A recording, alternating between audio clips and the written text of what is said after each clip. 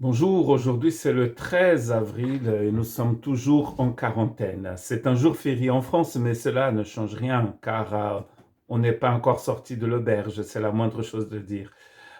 Nous sommes toujours en quarantaine et je voudrais partager avec vous un texte dans Apocalypse chapitre 3 verset 20.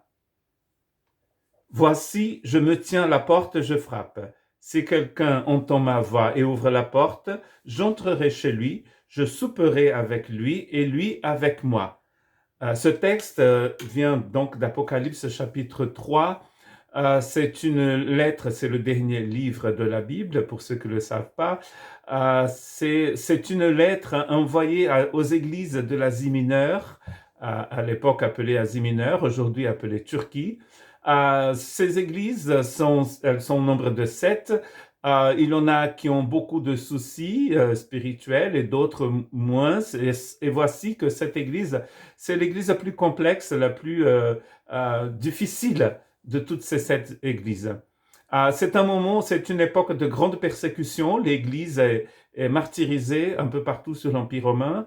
Et l'apôtre qui a écrit cette lettre, qui a reçu cette révélation, cette inspiration de Dieu, il est lui-même sur une île, pas en vacances. Il n'y avait pas de quarantaine à ce moment-là, mais il était en prison. C'était une île prison, comme il en a eu déjà, il en a eu beaucoup dans l'histoire de l'humanité. Euh, et cette église, elle est parmi les églises qui reçoivent cette lettre. Il y aura des exhortations, des appels à la repentance. Certaines églises vont mieux que d'autres, et celle-ci, c'est une église qui va pas très bien, en fait.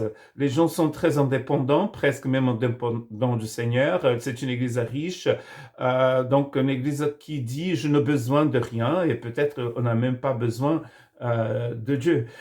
Il peut arriver que parfois nous nous sentons tellement forts, tellement puissants, que nous n'avons pas trop besoin du Seigneur.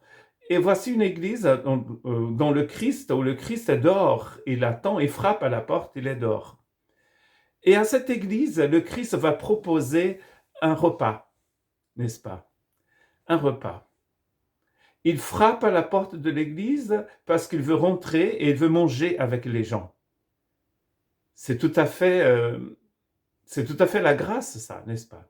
La grâce frappe à notre porte, même quand nous sommes indignes, quand nous sommes comme cette église de Laodicée, qui pensait qu'elle voyait bien et elle avait tout ce dont elle avait besoin. Elle était une église super, une église moderne et peut-être une église tellement contemporaine, tellement sûre d'elle-même, qu'elle a déjà tout reçu et elle peut laisser le Christ dehors. Imaginons que quelqu'un de très cher à vous meurt, assassiné, votre fils, quelqu'un de la famille, et qu'est-ce que vous allez faire? Vous avez peut-être 3 options. La première option, c'est que vous pouvez vous venger, ce qui arrive encore dans certains pays où on venge quelqu'un qui a été tué, donc une vie pour une autre vie. Donc on tue la personne et ça, on appelle ça la vengeance. Mais nous pouvons aussi laisser la, la police, la justice s'en charger. Et selon la loi du pays, la personne va passer toute sa vie en prison. Dans d'autres pays où il y a la peine de mort, cette personne sera peut-être décapitée, pendue, tuée. On peut toujours appeler ça la justice. Mais imaginons un instant que tu pardonnes cette personne, tu vas la voir chez elle, même en prison, tu vas la voir pour lui dire que tu la pardonnes, et ensuite, quand tu sors de prison, tu l'invites chez toi pour un repas.